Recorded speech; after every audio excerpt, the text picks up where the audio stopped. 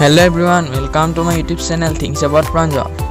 Friends, আমি সকলে smart হওয়া বিচাৰো নে? কমেন্টত মোক ক'বচোন। যদি বিচাৰে তেনেহলে কেনেকৈ হ'ব?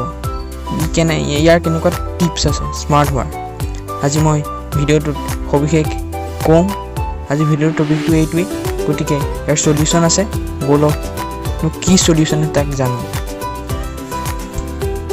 লগতে এইটো কৈ থওঁ যে মোৰ ভিডিওটো সম্পূৰ্ণকৈ চাব ফাৰ্ষ্টৰ পৰা লাষ্টলৈকে, তেতিয়াহে আপোনালোকে সকলো বুজি পাব, নহ'লে একো বুজি নাপাব। তো লেটছ ষ্টাৰ্ট।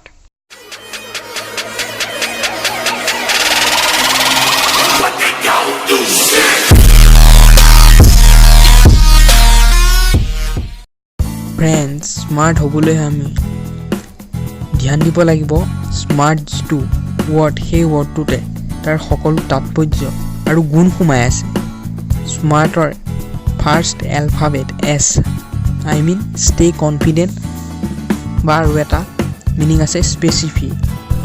ফ্ৰেণ্ডছ, স্মাৰ্ট হ'বলৈ হ'লে আমি আমাৰ নিজৰ ওপৰত থকা যিখিনি বিশ্বাস, সেইখিনি বিশ্বাস সদায় অটুট থাকিব লাগে, আৰু সেই বিশ্বাস সদায় স্পষ্ট হ'ব লাগে আৰু সঠিক হ'ব লাগে, যাতে আমি সকলো কাৰ্য কৰাত আমাৰ এই কনফিডেণ্টে সহায় কৰে আৰু লগতে আমি ছাকচেছ হ'ব পাৰোঁ।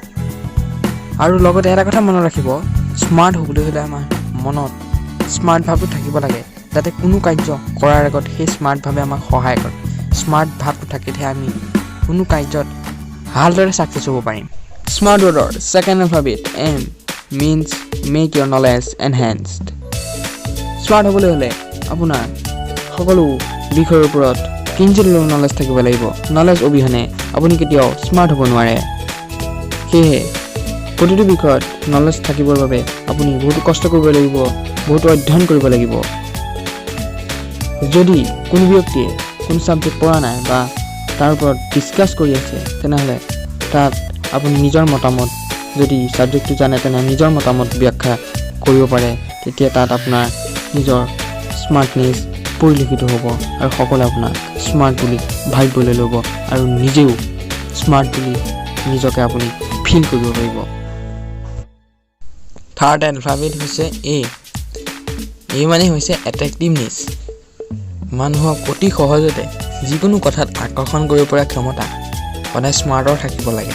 লগতে নিজৰ ষ্টাইল, সাজ পোছাক, সেইবোৰতো অলপ স্মাৰ্টনেছ দেখুৱাব লাগে। লগতে সদায় মানুহৰ আগতেই হওক বা অন্যান্য কাৰণত সদায় ফিট থাকিব লাগে, এতিয়া পূজা হৈ থাকিব নালাগে। এইটো হৈছে এটা স্মাৰ্টৰ বিশেষ গুণ, ফিট হৈ থকা। গতিকে সদায় ফিট হৈ থাকিব লাগে। স্মাৰ্ট ৱৰ্ডৰ fourth alphabet R means right impression.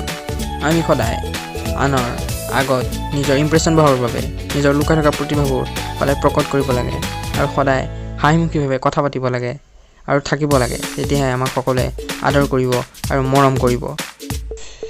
Smart ৱৰ্ডৰ ফাইভথ alphabet T means টক ফাষ্টাৰ। আমি আনৰ আগত যিবোৰ কথা পাতোঁ, সেই কথাবোৰ সদায় স্পীড হ'ব লাগে।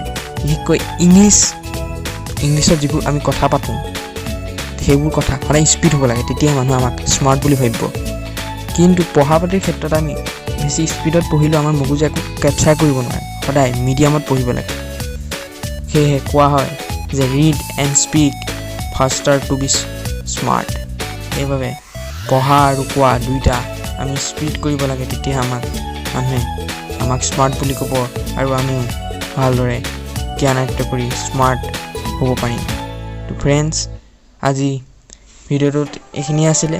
আশা কৰোঁ ভিডিঅ'টোৰ পৰা কিছু হ'লেও আপোনালোকে উপকৃত হৈছে। যদি উপকৃত হৈছে তেনেহ'লে মোৰ চেনেলটো ছাবস্ক্ৰাইব কৰিব, লগতে বেল আইকনটো ক্লিক কৰি দিব।